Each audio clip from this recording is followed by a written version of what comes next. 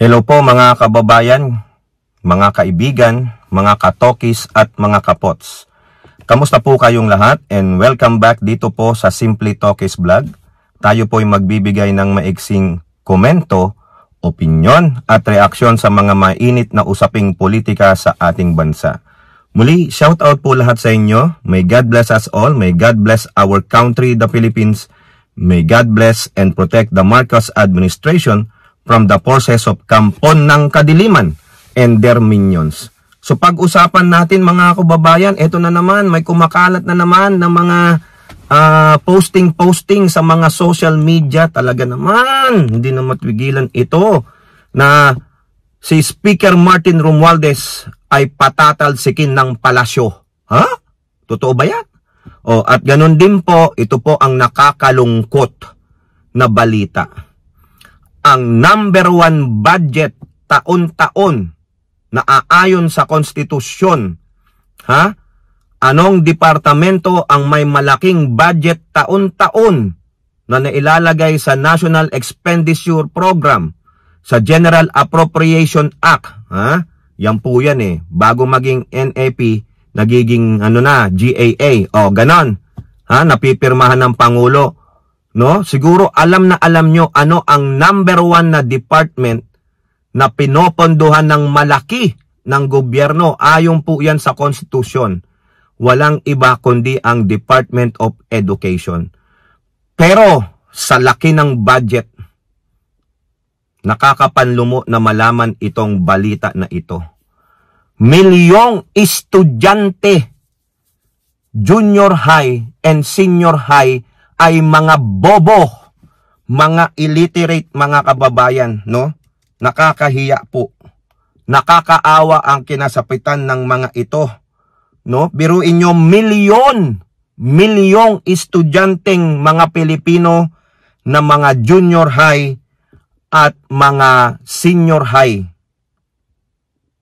Nakakaawa.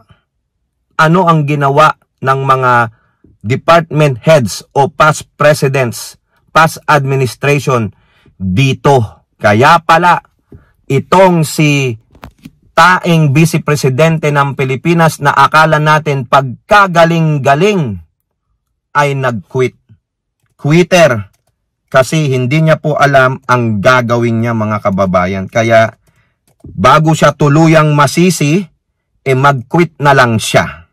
So yan po mga kababayan, no? Babasahin natin dito ang nilalaman ng balita, no? May dalawa po tayong article dito na kung saan itong si Speaker Martin ay patatalsikin daw ng Malacanang. Ayun po yung pinapakalat ng mga anti-administration, no? Unahin na natin ito mga kababayan, ano?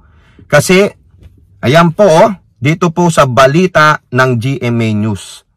Palace on memo recommending ouster of Speaker Romualdez. It's fake. Meron na naman tayong mga disinformation specialist na mga kababayan na mga Pilipinong ewan ko, mga gamol, mga ogag, walang ibang gawin kundi siraan ang administrasyong ito. Kasama na si Speaker Martin. May gumawa pa ng memo na pinirmahan daw ni Lucas Bersamin na ayaw na nila kay Speaker. Walang hiya talaga ito. Kaya MBI, DICT, magtulungan po kayo, Philippine National Police. Magtulungan po kayo na sana mahuli itong mga fake news spreader na ito, mga disinformation specialist. Mamaya, baka ito pa ay yung mga well-funded PR firms ng China. O diba, isiniwalat na yan ni Senator Tolentino. Marami dyan ng mga PR firms na kinontrata ng China, binabayaran ng almost 1 million pesos para po magpakalat ng disinformation laban sa ating bansa, laban sa administrasyong ito at sa ilang mga mambabatas o politiko. Ito po ang sabi ng Malacanang dyan. Malacanang dismiss as fake news the supposed memorandum ordering intensified operation to boost the ratings of the Marcos administration and recommending the removal of Speaker Ferdinand Martin Romualdez from his post. Tarantado talaga. The supposed memorandum was signed by E.S. Lucas Bersamin. So dito, sinisira si Lucas Bersamin. Sinisira si Martin Romualdez. Sinisira ang buong Marcos administration. Ano po ang sabi ni Yusek Castro and Palace Press Officer? It's a fake news. It's fake. So huwag ninyo pagkaabalahan yan. Huwag po tayong basta maniniwala sa mga fake documents, sa mga dokumentong nagkakalat-kalat. Tandaan natin, uso ngayon ang fake news, correct? Lalong-lalo na ngayong eleksyon, lalong-lalo nang nakikialam ang China, ang mga Manchurian candidate ng China, yan po, no? Marami po yan, maglalabasan pa yan. Nakakahiya, no? Ito po kasi yung pinagsimulan ng memorandum na ito. In the supposed memorandum, it was indicated that there had been a LILO survey presentation in April. Pati survey, pati LILO survey, ginamit na. Noting the drop in the approval and trust ratings of President Marcos. It was stated that the election situation has changed compared to last month and needs to be taken seriously. The PR team will need to redouble their efforts over the next month to undo the damage done by the critics against the Malacanang. Their actions on former President Duterte's arrest has severely undermined the strong position we have built over more than a year. Ayun po yung nilalaman ng supposed memo na pinirmahan ni Lucas Bersamin daw. Further, the memo said Interior Secretary John Vic Rimulya had supposedly mentioned that corruption was rampant in the House of Representatives under Romualdez leadership. Ginamit pa si DILG, talaga naman. So yun po yung nilalaman. Sabi dito, the effort to replace the speaker. The President acknowledged that a strong Congress leader could effectively improve the government's approval and trust rating. Ay mga walang hiya, no? Mga kababayan. Grabe ang paninira talaga. Dapat talaga PNP, DICT, NBI, nananawagan na tayo kay PNP Chief Marbil, DICT, may bago po dyan na commissioner, at kay the NBI Director Jaime Santiago.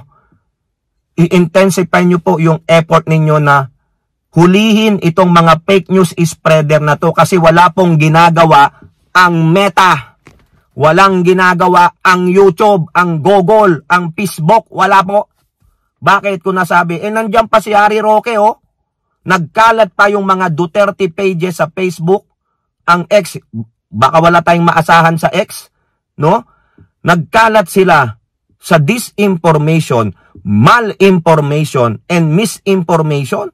Ayaw tumigil. Mga kababayan, ang tinatanggal nila ay yung mga nagdidibang ng mga misinformation at malinformation at disinformation. May mga kakilala po tayo na yung mga FB account nila tinanggal. Kung sino pa yung mga nagdidibang, naglalabas ng katotohanan, tinanggal. Pero yung mga Duterte pages minions na yan, yung mga hunyango na yan na walang mga pagmumuka nila, no? Yung mga Boljak TV na yan, Maharlika News Agency, yang si Harry Roque at iba pa, nandyan pa namamayagpag mga fake news maker. Nakita nyo yung pagiging bias nitong mga social media giant na ito? Ngayon, ano po ang sabi dyan ni Lucas Bersamin? Kunin natin dito sa Politico. Romualdez ouster, don't fall for fake news, sabi ni Bersamin. Ayan po, mas kumpleto po kasi dito. Ito po, in a statement, Bersamin categorically denied the authenticity of the supposed confidential document that tackled actions that needed to be taken amid the dip in President Marcos ratings. The document also hinted at a possible change in the leadership in the House, which, sabi ni Bersamin, apparently, the spurious memorandum is a blatant attempt to spread disinformation and to sow division in the ranks of the administration candidates. It should be dismissed as the hard work of malicious minds. Kaya dapat ang NBI, yung binabanggit natin, DICT at PMP, i-intensify nyo po ito, hulihin ninyo. No? Riddled with grammatical errors, the spurious documents had been circulating among journalists and in social media since Tuesday night. Ayan po, fake news na fake news. Kaya kung maaari lang, no? Yung NBI nahuli po. Nakahuli na sila ng ilang mga vloggers, influencers na nagpapakalat ng fake news o disinformation. Meron nga dyan babae, nag-apologize siya mga kababayan sa pagpipake news niya na pinag-aaway niya ang pulis at ang NBI.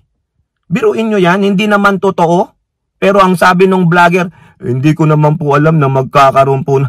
Alam mo yan, walang ganong report na nag-aaway ang NBI at pulis, pero binalita nyo pa rin. Ang sabi niya, gusto ko lang naman po magkaroon ng maraming likes para maraming kita. Animal! Kikita naman kayo, maski na konti, kung tama yung inyong ipipresenta. Hindi, nanggugulang kayo, nandadambong kayo, o dapat lang kayong kasuhan. Wag kayong madaan dyan, NBI, sa mga paiyak-iyak ng mga yan. Mga animal po yan. O ngayon, kanino kayo hihingi ng tulong? O, di ba? Awa-awa. Di ako naawa sa inyo. Dahil sa inyo, maraming nalulokong Pilipino. Maraming mas naniniwala sa kagaguhan ninyo. Lalong-lalo na yung mga hindi marunong magsaliksik. Basta share na lang ng share ng information. Bago kayong mag-share ng information, alamin nyo muna kung tama o mali. Ayan, meron pa nga dyan, yung sinasabi, meron din sa Cebu na huli ang NBI. Hinuli nila yung babaeng nagpakalat na sabi ng Pangulo, legal daw ang pinagbabawal na gamot. Ayun, binago niya. Ayun, iiyak-iyak kayo. Ha? Pag nahuli kayo, iiyak-iyak kayo. Luluha-luha kayo. Mamakaawa kayo. Doon kayo mag-explain sa korte. Di ba? O, kudos po sa NBI, no? Lalong-lalo na diyan kay NBI Director Santiago, ha? Galing-galingan nyo po. Sana mahuli po yan, mga animal yan. O now, pasok tayo dito sa nakakalungkot na balita. Milyong estudyanteng mga Pilipino mula sa junior and high school, karamihan po ay mga bobo, mga illiterate. Paano kayo nakagraduate, no? Hindi marunong magbasa, hindi naintindihan yung binasa, hindi makasulat ng mga statement doon sa binasa. Kaya pala walang patutunguhan ang PISA exam na yan. Yan po ang nakakalungkot. Almost 19 million students. Yan po ang sinabi ng PSA sa balita ng GMA. PSA, 18 million high school grads. Oh, nag-graduate na. Don't understand what they read. Ay, no. Anong klaseng education ang nakuha nitong mga to? Paano nakapasa yan mga guro? Ano, moro-moro na lang? Ganon? Nasaan yung bilyong-bilyong pondo? Tapos sabi ng konstitusyon, para magkaroon, ang sabi natin pala, ang idiom na ang kabataan ng pag-asa ng bayan. Paano magiging pag-asa ng bayan, paano magiging mga future leaders ito o magagaling na manggagawang mga Pilipino kung itong report na to hindi marunong magbasa, they don't understand what they read. Paano na ang job market na makukuha nila? Paano na yung skills nila? Wala. Paano ang mahahire itong mga nito? Anong percentage na mahahire sila? Kaya galit si Senator Win Gatchalian. Ha? Ito po. There are over 18 million junior high school graduates who are considered functional illiterate. Mga hindi edukado pero nag-aral. Meron palang ganon. Ha? Or those who have problems in comprehension and understanding. Siguro wala naman kayong mga mental incapacity. Ano? Anong ginawa ng mga guro? Ano? Anong ginawa ng mga magulang? Nasaan ang bilyong pondo? Ha? Nakakaasar ito. Nakakapaus na nga. No? This was revealed during the Senate Basic Education Committee hearing on the results of the 2024 Functional Literacy, Education and Mass Media Survey o 2024. Hindi nyo masisisi dito ang current Department Secretary na si Sani Angara dahil pumasok lang siya June of 2024 kasi nag-quit. No? Yung quitter na akala mo ang galing-galing na nagsabing bigyan nyo ako ng 100 billion more peso, pipix ko ang problema sa DepEd ng 6 years. 2.5 years ka lang walang hiya ka, nag-quit ka na. Wala kang silbi.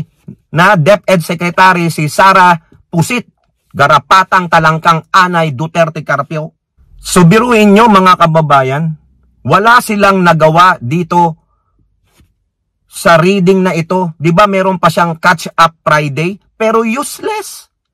Dahil yung mga teachers hindi nila alam yung gagawin nila. Yung ibang mga bata nag-i-skip na ng Friday, hindi na pumapasok ng Friday kasi ayaw nila nung Catch Up Friday na magbasa. Walang matino, walang matindi na programa ang inyong taing Vice Presidente kaya nag-quit. Pero bago nag-quit, ano nangyari sa pera ng DepEd nung nandyan siya? Number 1 budget na department taon-taon sa National Expenditure Program. Bilyong piso, 700 billion pesos, 700 billion pesos, nasaan? Tapos itong nakakalungkot nalaman mo, functional illiterate, hindi marunong sa comprehension at maintindihan yung binasa. Nakakahiya. Ha? Senator Gatchalian, Committee Chairperson, disclosed the Philippine Statistics Authority data which showed that 79 million constituents were considered functional literate under the 2019 parameters of the study. That was 2019. But with the PSA revisiting the new parameters to consider as individual as functional literate under the 2024 PLEMS, more junior high school graduates are now detected to be unable to comprehend. Ibig sabihin, may binasa kang libro. Sige nga, paliwanag mo nga in a single statement or more. Sabi mo in a 5 linya ng statement. Ano naintindihan mo sa binasa mong libro? Wala. Hindi alam. Huh? Ano lang yung sabi mo yung konteksto? Wala. Hindi alam.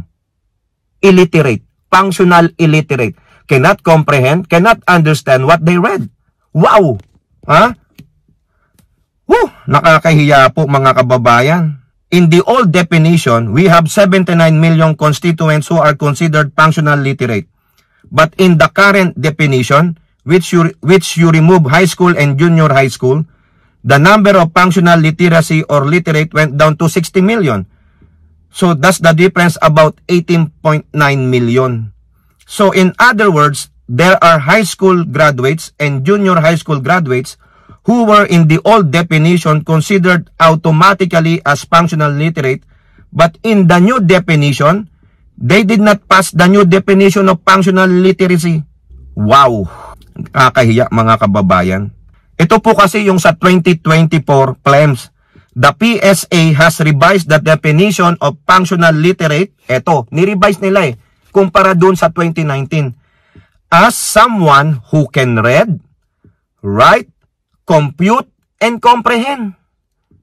So dito, probably, yung iba hindi nga marunong magbasa. Nakategorize sila na functional illiterate. They cannot comprehend, they cannot understand what they read. Baka hindi rin marunong ito magsulat o magbasa. Kasi nga hindi mo makomprehend o ma-understand. Ako, Diyos ko. O tinanong sila ngayon dito, gaano ka-accurate ito?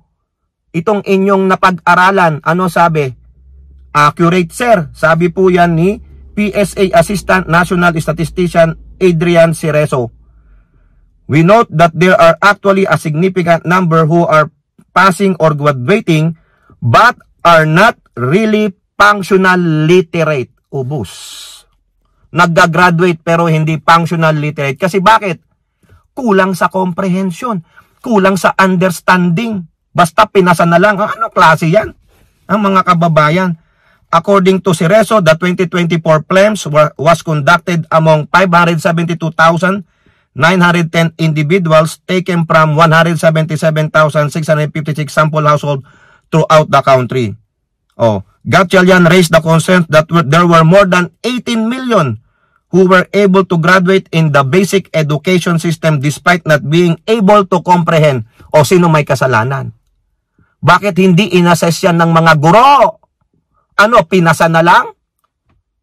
Kasi, ay, buwisit, ang hirap turuan, ganon.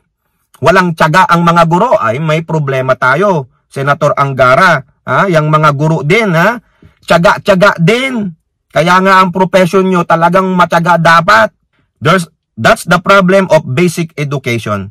Because paano sila nag-graduate nang hindi sila functional literate? Iba yung hindi pumasok eh. Iba rin yung pumasok ka but nakagraduate ka but you're not functional literate. O nagtatanong si Gatchalian ng tulad ng tanong natin. Paano ka nakagraduate? It should not happen. No one should graduate in our basic education system. No one will graduate in our basic education that will not be functional literate. DepEd should already be proactive in making sure that no one will graduate not being functional literate. Ay nako, nakakahiya po. Ngayon, ang dami po dito, no? Nako. Dito daw po sa Region 9. Dito ang na-record na maraming functional illiteracy with 41% of their population or around 1.2 million Filipinos. Functional illiteracy dyan sa Region 9. Broken down in provinces, o ito po, wag po sana kayong masasaktan. Sa Tawi-Tawi, dyan ang pinakamalaking numero. Ha? It was followed by Davao Occidental. Ha? Followed by Zamboanga del Sur, Northern Samar, Basilan, Sarangani, Western Samar, Agusan del Norte, Sultan Kudarat, and Lanao del Norte. Wow. Gatchalian also mentioned that there are approximately 5.8 million Filipinos who are not basic literate, which means they cannot read and write with understanding and compute. Patay tayo nito mga kababayan. O, hay, ewang ko.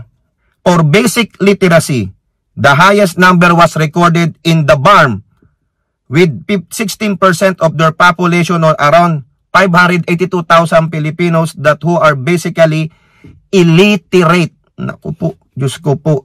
Ay naku, ay kayo dyan, no?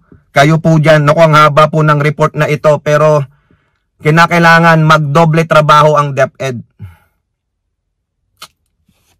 Mag-hire naman kayo ng competent na teachers.